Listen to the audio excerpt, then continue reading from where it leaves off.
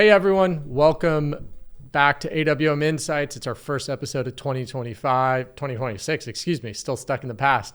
Glad to be here. Lots to talk about. It's always a great time of year to reflect and refocus. That's definitely one of the items we're going to cover today. But we'd be remiss in not just doing a quick review of 2025, which, punchline, and hopefully everyone knows, was following along. It was a great year in markets, really across the board. One of the first years where U.S. underperformed. It was still a good year in U.S. markets, but certainly not at the top of the leaderboard. But then we'll also take those lessons learned and even some recent lessons that or events that came about really right out of the gate here in 2026, and set the stage for how to think about investing, recalibrate expectations, kind of that good old reflect and refocus, like I said. So without further ado, Mena, why don't you jump right in? What 2025? Give us the highlights. Yeah, 2025 was a busy one. We had, a solid market and call it the first quarter. And then we had pandemonium with Liberation Day and tariffs and April 2025, yeah, right? April 2025 was crazy. Markets were down like 20%. We saw some 5-ish% down days, and then a couple tweets later and some delays in foreign policy, and we had like a 10% up day, which is one of the biggest market. It was actually points wise the biggest market day ever on record. So, and at the same time, a lot of people were selling markets. A lot of people were scared. They were thinking about the effects of tariffs, and that really carried its way through all of 2025. There's a lot of concern about how tariffs would impact the economy, markets, and we really had, besides a few minor blips here and there, just a really strong market year in domestic markets, and especially a strong year in international and emerging markets. Yeah, right. It really was a year where diversification, disciplined investing, I think, really rewarded investors if you were applying that playbook. And if you tried to time markets, you probably missed out on significant returns last year. Yeah, great reminder, right? Markets not only incorporate information, right? We're going to talk about that a little bit in some recent events, but incorporate in information, all available information. They do it incredibly fast. Is it perfect all the time? No, but it's an incredibly difficult thing to get ahead of, and really benefit from in any systematic way. And we certainly saw that in 2025, specifically with the tariffs, but there were plenty of other little microcosm examples of that in order. One thing, I guess, kind of the lesson learned, I would say, is I like this framing: patience most definitely beat out speed in trying to time things like we've talked about. Yeah, lots to highlight 2025.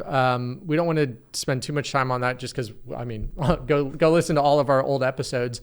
But as we look forward to 2026, and like I alluded to, there's some interesting events already, right? We're recording this on January 7th. So we've already been tested, so to speak. Let's talk through those.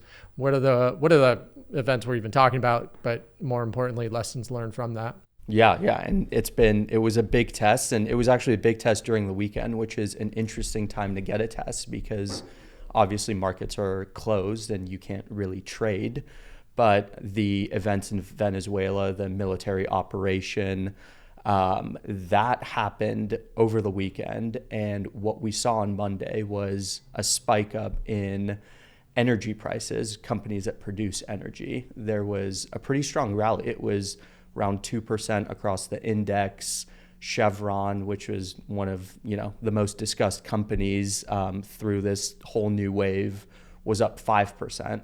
And you saw a lot of activity. I'll actually post it up here, but you saw a lot of activity, especially in those early morning hours where retail traders were waking up on Monday. They were placing their trades. They were moving markets to the upside. And it was a very, call it, active bet, market timing, taking situational information, thinking that you're getting ahead of as you said, extremely efficient markets. And not to spoil the surprise, but if you guys are looking at the chart right now that's on the screen, that all went away the next day. So if you bought Chevron up 5% on Monday, well, it was down 4.5% on Tuesday, and the energy sector is down again today. So if you bought that, if you made that trade, you're just down, and you're down a pretty good chunk while markets as a whole are up. And it's just a nice little, it couldn't be more perfect, just a lesson on how you shouldn't time markets and how efficient markets truly are. Yeah, and I would even take that little lesson further to say what we are always focusing on are repeatable processes, repeatable investment approaches where we don't know what markets are going to do day to day, but what we can have pretty high confidence in is in a process or approach that over long periods of time generate really, really, really strong returns and most importantly, sufficient returns to meet your priorities, what's most important to you as a human. We know, and this is a great example of it, that day trading just in general, but certainly trying to predict where markets are going on the news is not a repeatable process. Maybe sometime it's going to be right. More often than not, it seems, using examples like this, the market moves really quick or overreacts, or you pick your movement, but it's not a process that you can trade or invest in effectively to drive long-term performance, consistent long-term performance, which is there to meet your priorities, what is really truly important to you, right? It's always good I always like to frame what we're trying to accomplish here in the lens of day-to-day market activity. So hopefully that little tidbit's helpful. If market timing isn't in your 2026 playbook, what is in your 2026 playbook? Yeah. Great question. Within this podcast, we tie it back a lot to our good old friend Brian Kane and mental performance, and really more specifically, just good habits, right? Good investing generally goes hand in hand with good habits. At the beginning of the year, it's always good to think about your habits. So reflect and refocus, right? Where am I doing things well? Where can I get better? Am I hitting my savings target? Am I getting caught up in FOMO type investing questions or speculative behaviors, right? Can I improve how I'm thinking about those items? That's a great place to spend time reflecting and refocusing. The other one related to that is focusing on controlling what you can control. Can you control the markets? No. Can I predict the future? No, right?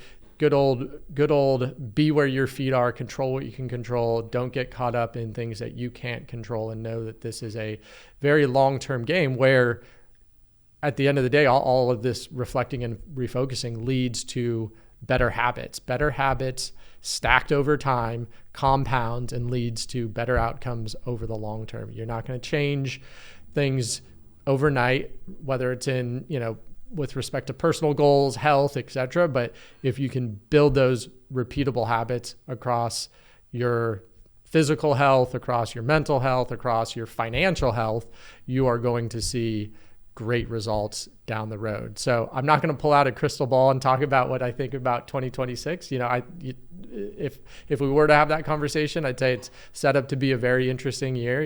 U.S. markets are valued pretty richly. They have been for a while, so that doesn't necessarily mean anything's turning over in the near term. It certainly could, right? There's obviously all sorts of interesting geopolitical just conflict or tension going on around the world. And so, you put a lot of those together. Diversification is always a great approach to investing to apply, but certainly it is nowadays. We saw that a lot last year and the benefit of it. And I think that will definitely be a strength going forward. What would you say? It would be along those same lines. I think, don't time markets. Make sure that you are treating this year as just another year, and know that the only thing that you can control is your actions. You can really get in the way of making yourself money if you don't run the right play. We have the playbook. We talk about the right playbook that puts the odds in your favor and makes you the casino. Taking shots that are unnecessary, that have, call it a less than 50% chance of success, maybe that might work from time to time, but over the long haul, if you do that every single day this year, you are going to look at your investment portfolio on December 31st and you will not be happy. So run the playbook in a way that's strategic, that increases your odds of success and your odds of realizing a positive return. Don't get too cute with things. I actually think your point around a risk is an interesting one, because I think when there is risk in the market, when there is uncertainty, like sometimes those actually are the best years from a market return standpoint. A lot of people might be on the sidelines holding back.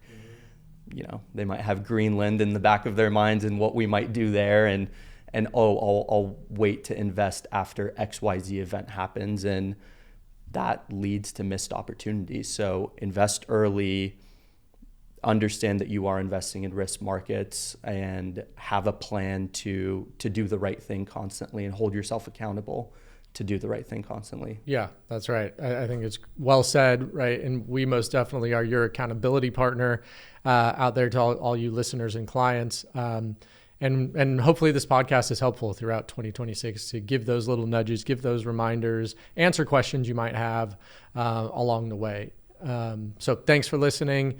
We'll wrap there. Shoot me a text, as always, 626-862-0355. It's been too long. I forgot my own phone number. Yeah, there you go. Yeah, definitely. Send us the questions. Send us the topics you want us to address.